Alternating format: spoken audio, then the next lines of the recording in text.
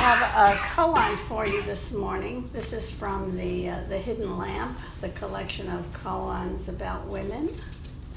And this is called The Old Woman Recognizes Mozu. Here's the koan. When Master Mozu Daoyi returned to his native place for a short visit, he was warmly welcomed by his countrymen. But an old woman who used to be his next-door neighbor said, "I thought all that commotion was caused by a visit of some extraordinary personage. In fact, it's none other than the little chap who is the son of the garbage collector." On hearing this, Mozu improvised the following poem. I advise you not to return to your native place. It's kind of the Chinese version of you can't go home again, I guess. For no one can be a sage in his own home. This old woman by the side of the brook still calls me the garbage man's son. So we got just a couple of characters in this koan for today. There's Master Mozu, the star of the koan, and the old woman. So I'm going to tell you actually quite a bit about Master Mozu because the crux of the koan, rest on whether he's an important person or not.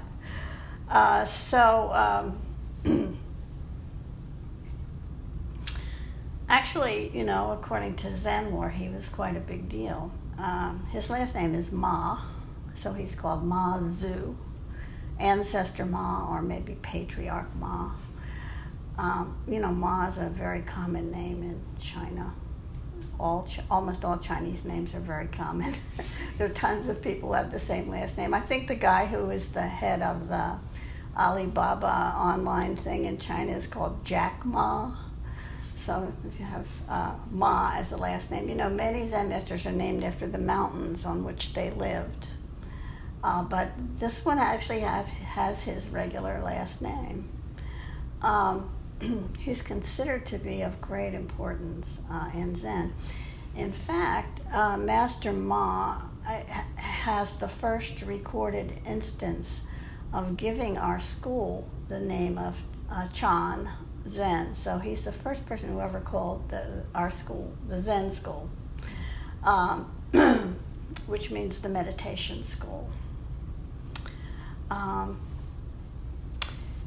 He founded a monastery, and he had many, many students. He was also a founder of what was known as the Hangzhou School. At one point there were the 5 schools, the Northern School, the Southern School, various other schools. And the Hangzhou School was one of them.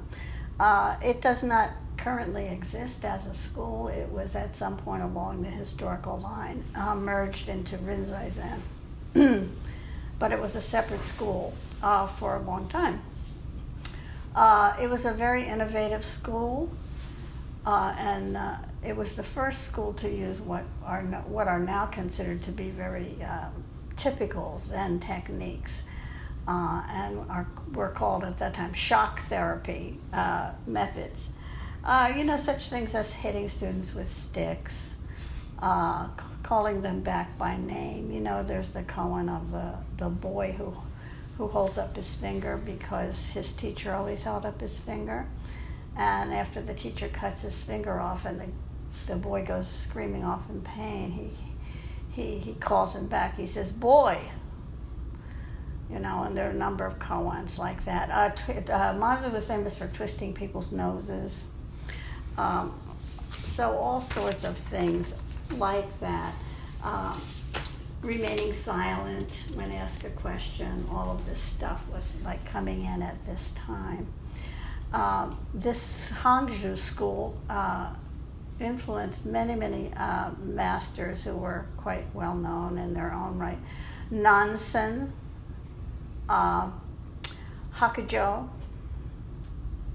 These were actually Mozu's students, and they were known for these methods. Joshu, Obaku, Rinzai, who were not his students, but took on a lot of these methods as well. These are all famous masters. Master Ma also used koans with his student.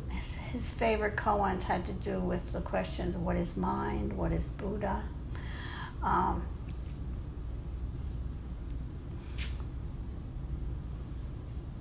He himself appears in several koans. If you consult the Gateless Gate and the Blue Cliff Record, you can find several koans in there about Master Ma. One of the famous ones, which is supposedly his enlightenment koan, is there's the koan about the master is sitting there with a tile, and he's like sandpapering it, and Mozu comes up and says, "What are you doing?"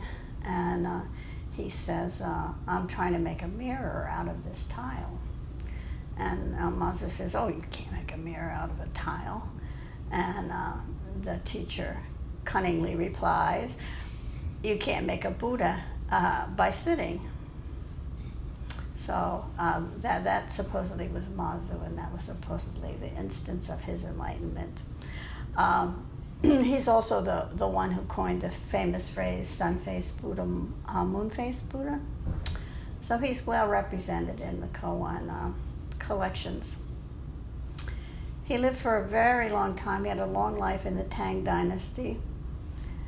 And his life and his teachings were partly responsible for this time around which he lived being called the Golden Age of Zen.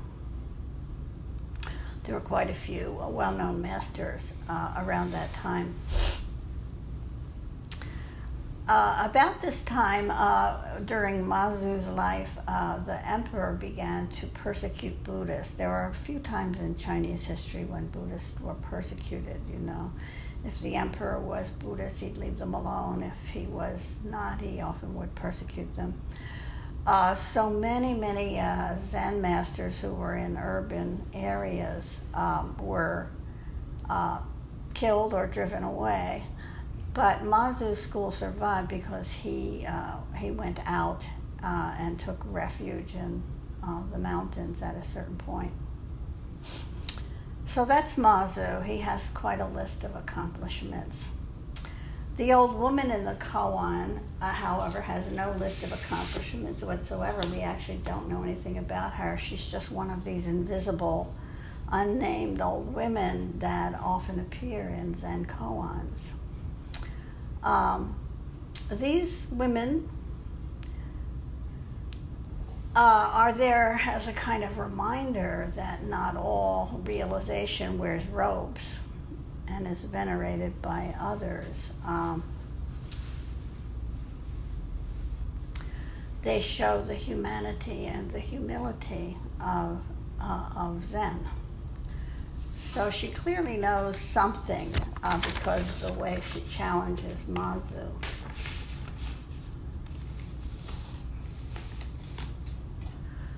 So the koan seems very simple when you just read it, but in reality, it's to get at its core meaning, it's rather subtle. So let's take a look. When Master Mozu Daoyi returned to his native place for a short visit, he was warmly welcomed by his countrymen. So this story opens with Mozu, the accomplished and famous Zen teacher, returning to his hometown. The people of the town are making a fuss of him. This is the kind of situation that could be very tricky for a Zen master, because if he's disposed to arrogance and pride, this will be a test. If he's really an enlightened teacher, he'll be free of self. And therefore, he would be free of pride and free from the effects of flattery and people fawning on him. So the koan is basically concerned, how does Mozu do with this test? And it's the old woman who brings the test to focus. The koan goes on to say, but an old woman who used to be his next door neighbor said, I thought that all the commotion was caused by the visit of some extraordinary personage. In fact, it's none other than the little chap who was the son of the garbage collector. So she declares that she thought it was an extraordinary person. But she says that Mozu is no such thing. Instead, she points out that he's none other than the garbage collector's son. So she takes him down a peg or two. And our task is to figure out, why does she do this? She's making a Dharma point, and this is a point that is going to test Mozu. She knows that a master who thinks he's an extraordinary personage is no master at all. How can a realization that insists that the self is empty and that all people are one, that everything is equal, how can this speak of extraordinary? Doesn't Zen insist on nothing special? Isn't the name of our very own school called Ordinary Mind? So if it's true that Mozu is a famous teacher, he's also the garbage man's son.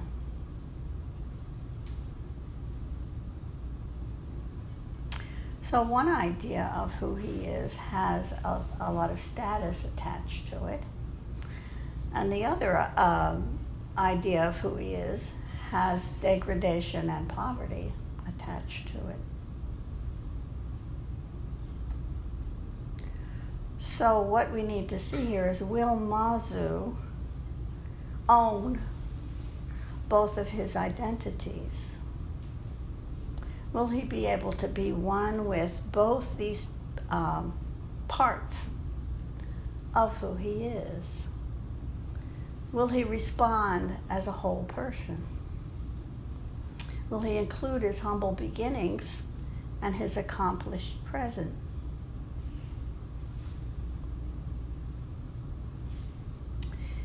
In one sense, he is an extraordinary person. I just read you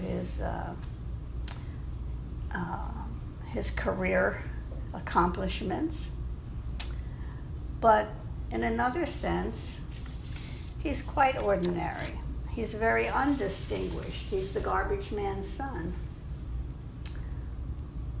So will Mozu pass this old lady's test? How does Mozu get around this? He responds by improvising a poem.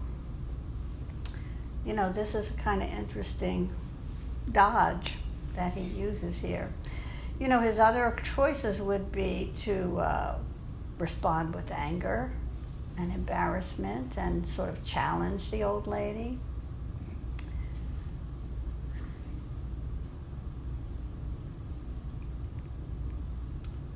He could ignore the fact that she said this and just go on and say something else. In either case, he'd be denying her insight. He'd be ignoring his past identity and holding to his Zen master laurels. But he's clever, so he gives us this poem. And it avoids the old woman challenge. He says, I advise you not to return to your native place, for no one can be a sage in his own home. The old woman by the side of the brook still calls me the garbage man's son. So the meaning that we can get out of here is sort of the crux of it is, what do we mean by native place? This phrase has a kind of double meaning here. So native place, clearly could refer to his hometown, to a geographical location. But also, metaphorically, in a sense, our native place, our home, as it is sometimes called in Zen practice, describes coming to realization, finding our, quote, true home. So in a way, it's kind of a way of saying true self.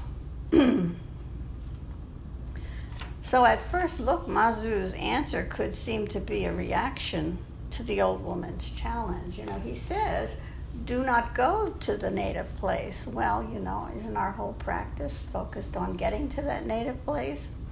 So it's a little tricky.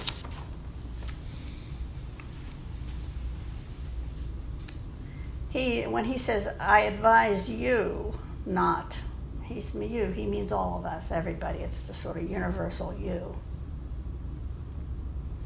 He's telling all of us that it might be a mistake to return home after you've accomplished something important. We have an equivalent saying. It's from the Bible. A prophet is without honor in his own land. So it's a similar concept. But in order to understand Mozu's answer more deeply, we have to ask some questions about the first two lines of the poem. I advise you not to return to your native place. So what is the native place? It's nothing other than your own true nature. We can characterize it as no place at all, or we can say it's a place that fills the whole universe. Either one is true. In realization, we say there's no place to stand, no 10 directions. There's only and always our own true home, our native place, our true nature. Yet Mozu tells us not to go there. The second line clarifies why he says don't go there. He adds, for no one can be a sage in his own land, in his own home. What he's saying here is don't go there if you want to be considered a sage.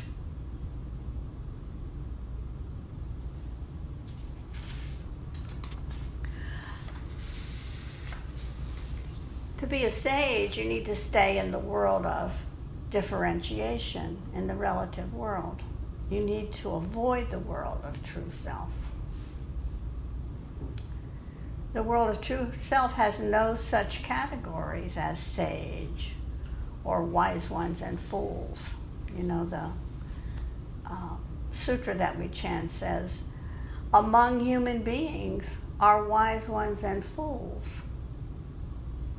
That is, in the relative world, there are wise ones and fools. But in the way, there is no northern or southern ancestors.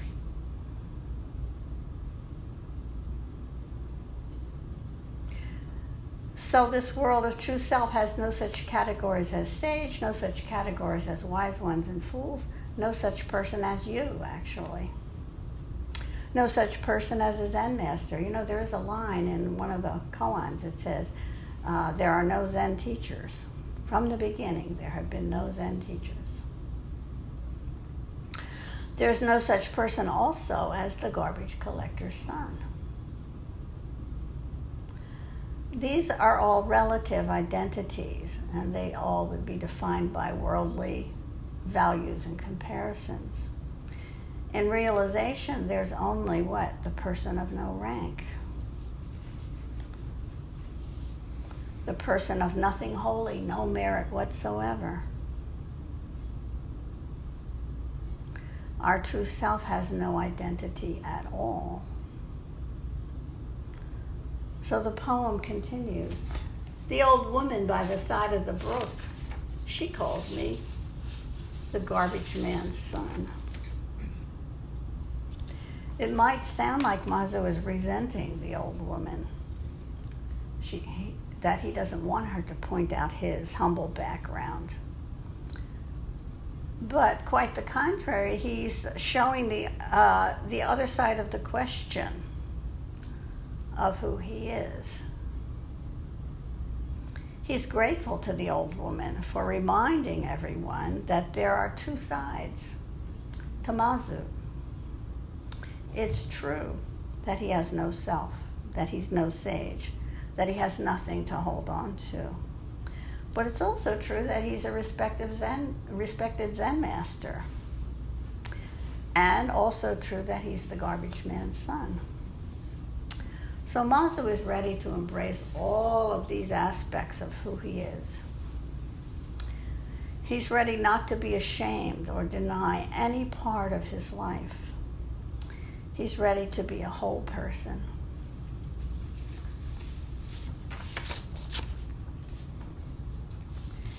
He's not separated from any part of his identity. And can we say the same?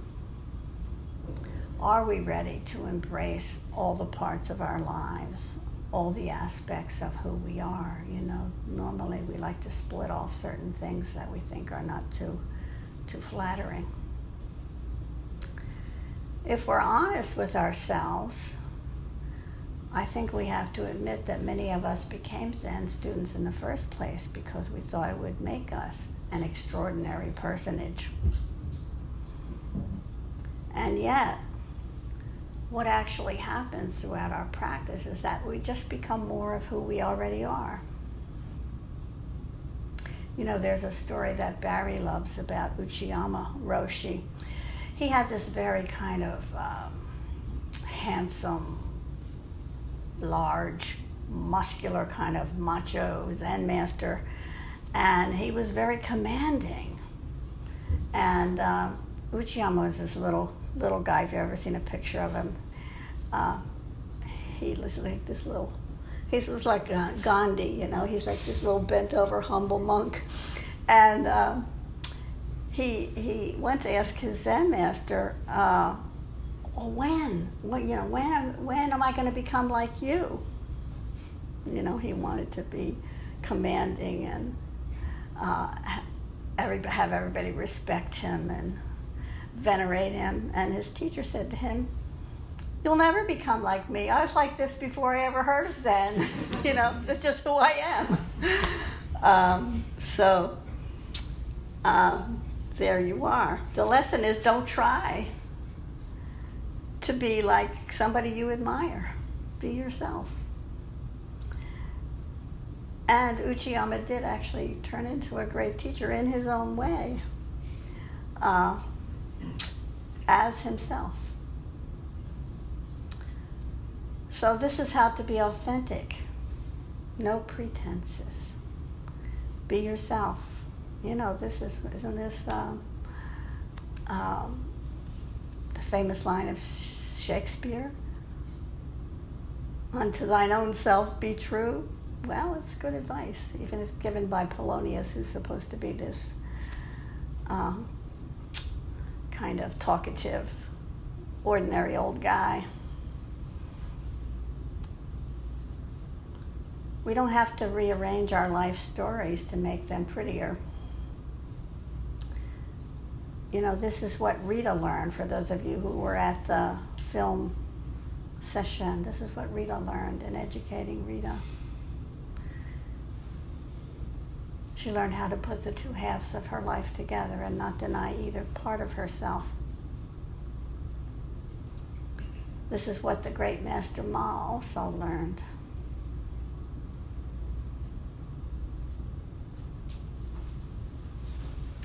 So own it all, and then walk on. This koan particularly appeals to me. I come from a very working class background, and there were certainly times in my life when I was ashamed of a lot of things that were part of my background. And, you know, it's important to let that go and just be who you are. There are a lot of strengths in all backgrounds. They may be different strengths than somebody with a different background, but you have the strength of your own upbringing, your own self.